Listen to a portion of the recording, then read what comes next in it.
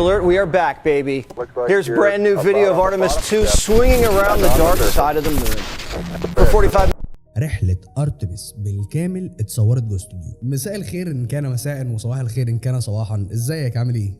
شفت صور كوكب الأرض قبل كده؟ الصور دي جت لنا منين؟ وهل إحنا طلعنا على القمر فعلا؟ طب لو طلعنا على القمر قبل كده تبرر بإيه إن العالم كان بيرفرف على الرغم إن مفيش هوا فوق؟ طب تبرر إزاي إن كل الصور اللي جت لنا ما ظهرش فيها نجوم؟ وكان المفروض لو الصور دي حقيقية تظهر نجوم في الصور؟ وتبرر بإيه إن شكل الظلال على القمر كان شكلها مش مظبوط وكأنها معمولة فوتوشوب؟ يعني إحنا كده بيضحك علينا يا صاحبي. يعني الهبوط على القمر مجرد تمثيلية ليها ممثلين ومخرج شاطر قوي. لأن برضه لو كان الهبوط على القمر حقيقي ليه الرحلات وقفت بعد أبولو؟ ليه ما حصلتش غير مرة واحدة؟ ولا هل في حاجة خبوها عن عمد ومش عايزيننا نعرفها؟ مفتاح إجابة كل الأسئلة دي في كلمة واحدة بس، وهي ناسا.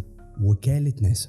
وكالة ناسا اتأسست في 29 يوليو 1958 وده كان خلال الحرب الباردة. وكان الهدف الأساسي من إنشائها مش الفضاء يا صاحبي، كان الهدف الأساسي من إنشائها هو التفوق على روسيا. وده لأن روسيا وقتها كانت مطلقة برنامج فضاء اسمه سوفيت سبيس بروجرام. ومن هنا بدأ سباق الفضاء. فأمريكا مش تقف تتفرج فقررت إنها ترد. وأمريكا مش بس عايزة تثبت تفوقها العسكري والسياسي، كمان عايزة تثبت تفوقها العلمي. فقررت أمريكا ترد على روسيا. زي ما طلعتوا للفضاء احنا كمان هنطلع. السوفييت قبلها سنة 1957 اطلقوا سبوتنيك 1 وده كان اول جسم من صنع البشر يدخل الفضاء. وكمان السوفييت ما سكتوش عن كده، بعدها بشهر اطلقوا سبوتنيك 2. سبوتنيك 2 الرحلة اللي كان فيها اول كائن حي يطلع الفضاء، الكلبة لايكا على متن سبوتنيك 2. وكانت رسالة السوفييت واضحة، طالما بعتنا كائن حي نقدر نبعت انسان. ومن بعدها امريكا دخلت في حالة رعب. اول حاجه فيهم اللي مسيطر فوق على الفضاء اكيد مسيطر تحت. انت مسيطر فوق على كواكب وحوارات دايره، مش هتسيطر على شويه بشر. واصبح وقتها موضوع السيطره على الفضاء هو امر سياسي مش امر علمي اطلاقا. وجه الرد الامريكي بتاسيس وكاله ناسا الفضائيه سنه 1958. ووقتها رئيس الولايات المتحده الامريكيه جون كينيدي بيقول جملته المشهوره: سنذهب الى القمر قبل نهايه العقد. وكان الهدف من ورا ده هو النصر مش العلم. وتبدأ الولايات المتحدة تستعد للضربة القاضية أبولو 11. وفي 16 يوليو سنة 1969 بتطلق أمريكا أو بتطلق وكالة ناسا من مركز كينيدي في فلوريدا أبولو 11. أقوى صاروخ في التاريخ وقتها صاروخ ساترن في بقيادة أرمسترونج.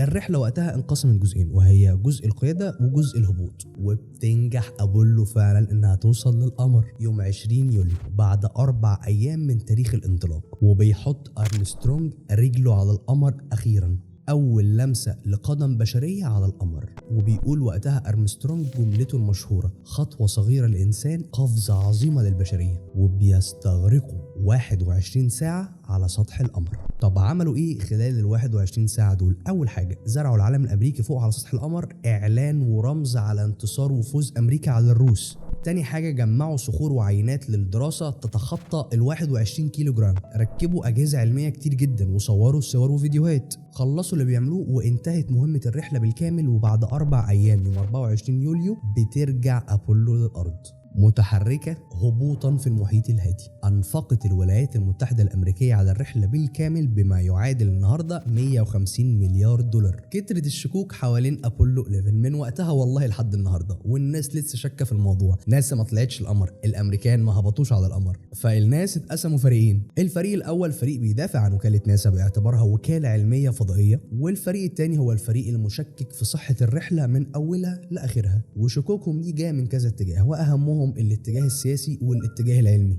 السياسي لأنه في أثناء الحرب الباردة زوروا أحداث تاريخية كتير، فلو بالفعل كسبوا قبل كده يبقى أكيد هيكسبوا تاني. والأهم هو الاتجاه العلمي. طبعا الناس قوية الملاحظة، الناس الجامدة قوي جابوا الديب من ديله. يا صاحبي المفروض يظهر هنا نجوم في الصور، مفيش نجوم. والزرار اللي ظهر في الصور دي شكلها غريب، في كده حاجة غلط. ولكن كل الكلام ده كان ليه رد. طبعا الرد ما جاش من وكالة ناسا. وكالة ناسا اكيد مش هتعبرك انت قول اللي انت عايزه ولا حد سمعك. ولكن الرد كان بيجي من الفريق الاول، الفريق المدافع عن وكالة ناسا. العالم بيتحرك بسبب الانرشيا، بسبب القصور الذاتي. ومفيش نجوم في الصور ده لان الكاميرات ما بتلتقطش النجوم بسهوله. اكيد يعني الواد اللي جايبينه على الفوتوشوب يلعب لهم في الصور مش هيسقط منه التفصيله دي.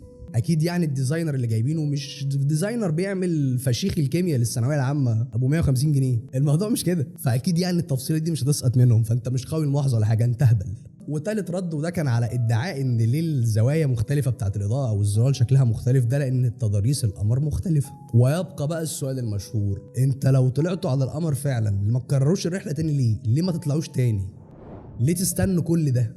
انا لسه جايلك في الكلام، ارتمس دي لسه جايين لها. طالما هو الموضوع ممكن وفي المتناول ليه ما تطلعوش تاني؟ ولكن انت تعالى بس فكر دقيقه، فكر دقيقه. بقول لك الرحله صرفوا عليها 150 مليار دولار.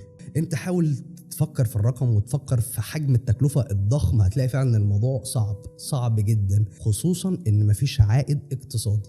بصوا هم مش بريئين قوي وانا بدافع عنهم، هو بصراحه الهدف السياسي ما بقاش موجود، العنصر السياسي ما بقاش موجود في المعادله بتاعتهم. هم كانوا بيستموتوا اول مره عشان يتفوقوا على الروس، فخلاص العنصر ده ما بقاش موجود، عملناها مره وخلصنا. والسبب الاهم هو ان كان الاهتمام رايح في اتجاه تاني خالص، وهو الهبوط على المريخ. البشريه من بعد ما طلعوا على القمر بقى عندهم استعداد وخدوا ثقه في نفسهم انهم يقدروا يطلعوا على المريخ ويعملوا هناك مستعمرات. خلاص عملنا القمر دي رحناه، عايزين بقى نروح المريخ. ولكن ده ما اكتملش لاسباب كتير ممكن نبقى نناقشها بعدين. المهم ما سمعناش عن اي رحلات للقمر تاني بعد ابولو لحد سنة 2004 أول محاولة للعودة. الرئيس الأمريكي جورج بوش بيعلن عن خطة هدفها العودة للقمر ثم الاتجاه للمريخ، ولكن لسوء الحظ البرنامج ده اتلغى سنة 2010 على ايد الرئيس باراك اوباما، لانه قال ان محتاجين نركز في التكنولوجيا. قمر ايه بس اللي نطلعه؟ الموضوع فعلا مكلف جدا على الدولة بدون عائد اقتصادي،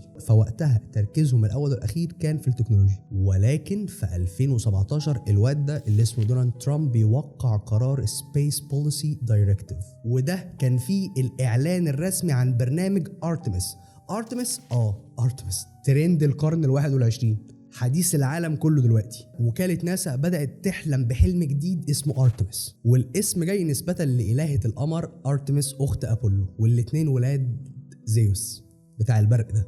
برنامج ارتمس بالكامل كان ليه كذا هدف. اول هدف فيهم هو العودة للقمر اخيرا بعد اكتر من 50 سنة، والتاني هو تجهيز المركبات والمحركات لرحلات مستقبلية للمريخ، والاهم هو انشاء قواعد دايمة على القمر. فبدأ التخطيط لارتمس سنة 2017 والتنفيذ الفعلي بدأ 2020 ببناء صاروخ سبيس لانش سيستم او SLS وتطوير مركبة اوريون. وبعدها بسنتين سنة 2022 بيبدأ الاختبار الحقيقي، وهي أول رحلة من برنامج ارتمس بالكامل، وهي رحلة ارتمس 1. ودي كانت عبارة عن رحلة تجريبية غير مأهولة إطلاقا، وده علشان كنا لازم نختبر كذا حاجة. وبعد إتمام الرحلة في 2022 بتثبت الرحلة جاهزية الصاروخ والمركبة بالكامل. خلاص we are ready، احنا مستعدين. وبعدها تم تصميم ارتمس 2 باعتبارها تكون اول رحله مأهوله او اول رحله رسميه من برنامج ارتمس بالكامل. وكانت مهمه ارتمس 2 هو التحليق حوالين القمر اللي هو الفلاي باي بدون الهبوط، مش هننزل،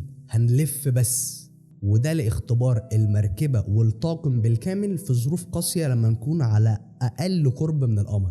والSLS او السبيس لانش سيستم يعتبر اقوى صاروخ تم تصنيعه من بعد ساترن في بتاع ابولو، ولكننا كان لازم نختبره عند ظروف قاسية، هنقرب بس من القمر. المركبة مزودة بأنظمة دعم كامل للحياة طويلة المدى، وكمان مزودة بأجهزة ملاحة وأدوات مراقبة دقيقة. ده غير ان سبيس لانش سيستم قادر انه يرفع حمولة من أقوى صاروخ تم صنعه قبل كده. وكل ده تم اختباره بالفعل في ارتمس 1 لضمان سلامة الطاقم تحديدا. المهم تم الانتهاء من تجهيز ارتمس 2 بفريق مكون من 4 أشخاص، وهو القائد والطيار وأول رائد فضاء يكون مش من أصول أمريكية ويكون كندي، ومتخصصة في العلوم الفيزيائية وهي كريستينا كوك. ودي أول مشاركة لأنثى في برنامج حقيقي مأهول فعلي، هتطلع فوق فعلا في الفضاء. ده مش برنامج تجربة، ده تنفيذ، ناس طالعة.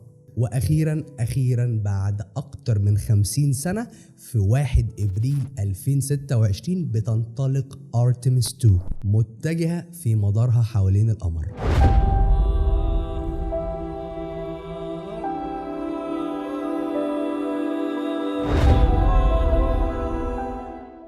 ما كانتش مهمة ارتمس 2 هو الهبوط زي ما ناس كتير بتسيء الفهم، وانما كانت مهمتها هو الطواف حول القمر عدة ساعات لالتقاط بيانات حقيقية ودراسة جاذبية القمر عن قرب واختبار أجهزة الاتصالات، لأن فريق ارتمس 2 بيتواصل مع الأرض عن طريق شبكة اسمها الديب سبيس نتورك، ودي بتكون عبارة عن هوائيات عملاقة على كوكب الأرض بتسمح بإرسال واستقبال البيانات من مسافات بعيدة قوي، إرسال واستقبال بيانات ورسائل ومكالمات صوتية ومكالمات فيديو أوقات. كمان الاتصال مهم علشان الطاقم ياخد تعليمات من مركز القيادة أو مركز التحكم يعني. وبتنجح أخيرا ارتمس في الدخول في مدار القمر، أو تبدأ تتأثر بجاذبية القمر أو تدخل في مداره، ويستمر الطواف لمدة ساعات.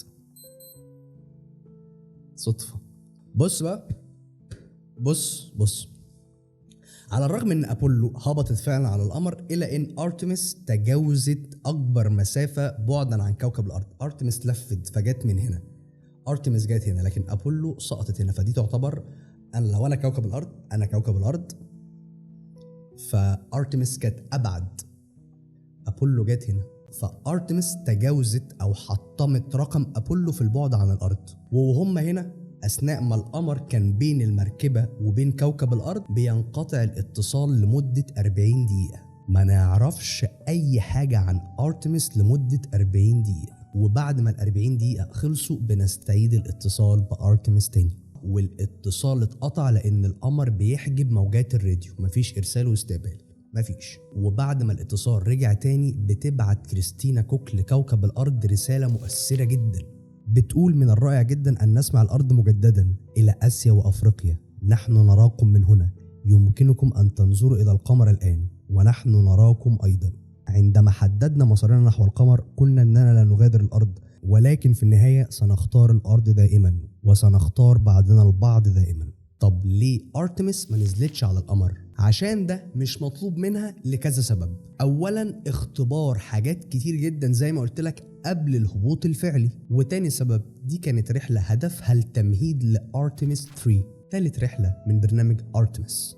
في رحلة ثالثة لبرنامج ارتمس وهي ارتمس 3 اللي مهمتها تكون أخيراً الهبوط على سطح القمر، واللي وكالة ناسا بتخطط إطلاقها في منتصف 2027. ممكن تحصل تأجيلات لأسباب كتير زي ما حصل في ارتمس 2 إنها حصلت تأجيلات كتير لأسباب كتير. نيجي بقى للجزء الأهم، إيه اللي يخلينا نصدق كل ده؟ إيه اللي يخلينا نصدق إن وكالة ناسا فعلاً راحت؟ إيه اللي يخلينا نصدق إن ارتمس فعلاً راحت القمر زي ما هو كما يدعوا الأمريكان؟ اعتقد انت ممكن تكون كونت صورة عن ليه الناس بيشكوا في ارتمس 2، انه ليه بعد واكتر من 50 سنة بيقرروا يرجعوا تاني للقمر. اعتقد ان كلامنا اللي فات ممكن يديك اجابة، انه اولا الموضوع مش بالسهولة اللي انت فاكرها. ولو انت من اصحاب سؤال ان لو ابولو كانت رحلة فعلا حقيقية ليه ما يرجعوش تاني، ليه استنوا بعد 50 سنة عشان يقرروا تاني، فيا صاحبي انا عايز اقول لك ان القمر ده مش الشارع اللي ورانا. القمر بعيد عننا 385,000 كيلومتر. يعني تخيل بس المسافة وتخيل حجم التكلفة. وغالبا العيال اللي بتعترض دي ما عندهمش اي خلفية علمية، عندهم خلفيات تاني كبرت من كتر القعدة على النت، بيهبدوا في اي حاجة هم مش فاهمينها. فكرة ان في سر كبير مخفي دي جذابة، بتدي احساس انك فاهم غير الناس. دول عامة الناس مصدقين انا اللي جبت الديب من ديله، انا اللي فاهم، دي مؤامرة. ما طلعوش. انت جامد يالا، انت مش بتتخدع، انت عارف الحقيقة، هم ما طلعوش. فيا صاحبي زي ما قلت لك افهم ان القمر ده مش الشارع اللي ورانا، مش هنروح بتوك توك 385,000 كيلومتر. ايه ده كده وصلى على النبي. وكل ده مش معناه ان وكالة ناسا بريئة. بدأت بحرب سياسية بين روسيا وامريكا، ان كان كل اللي في دماغ امريكا هو التفوق على الروس. ولكن انا شخصيا مش شايف ان دي مشكلة، دي حرب زي اي حرب ان مين يبقى احسن من مين هيطور اكتر، مين هيتقدم اكتر، مين هينمو بدولته اكتر. وفي النهاية احنا كبشر اللي بنستفيد. طب ما وكالة ناسا بتفيك حاجات كتير واحنا عارفين هي ما بتفيكش حاجة. الصور اللي بيتم التقاطها بيحصل فعلا فيها تعديل، ولكن ده لأسباب فنية مش اكتر. طب ايه الادله ان ارتمس فعلا رحله حقيقيه وانهم راحوا؟ اول حاجه ان كل شيء واضح ومعلن، في تفاصيل عن البرنامج من اوله لاخره. ناسا نزلت معلومات دقيقه عن الصاروخ وعن الطاقم وعن كل حاجه، حتى مسار الرحله كان واضح. ده غير كمان ان كانت في رحلات غير مأهوله زي ارتمس 1. ده غير كمان ان في علماء من دول مختلفه بيراقبوا الموضوع. وحتى هواة الفضاء ومتابعة الأقمار الصناعية بيراقبوا الموضوع ويقدروا يتتبعوا مسار الصاروخ. انت لو واحد من هواة الفضاء تقدر تتبع مسار الصاروخ. وثالث حاجة هي الأرقام والحسابات والفيزياء، كل حاجة محسوبة. المسار حوالين القمر والسرعة والوقود والجاذبية، قوانين نيوتن وقوانين أينشتاين، كل ده حاطينه في الحسابات. ولو كل دي خدعة، فكر بس كده فيها، خدعة ازاي؟ هيعملوا كل ده ازاي؟ الخدعة دي محتاج يشارك فيها 1,000,000 شخص في سرية تامة. يا صاحبي ده مستحيل. الناس فوق، الناس فوق، ادعي لهم ينزلوا. وخد كمان سبب تاني، التعاون الدولي بدأ يظهر فعلا ان في واحد فوق معاهم كندي. بص بقى، عشان انا متأكد ان في واحد على الاقل من اللي هيشوف الفيديو ده من العيال اللي بتقول ان الارض مسطحة. لو انت واحد من اللي بيقولوا ان الارض مسطحة، فخد دي ليك، الفيديو ده مش ليك، روح اعمل حاجة تانية وهجيلك في فيديو تاني. وبس كده، ده اختصار كل حاجة. واحنا قاعدين مستنيين ارتمس 2 تطلع، والعالم كله في انتظار انطلاق ارتمس 3. وبس كده، اشوفك على خير، سلام.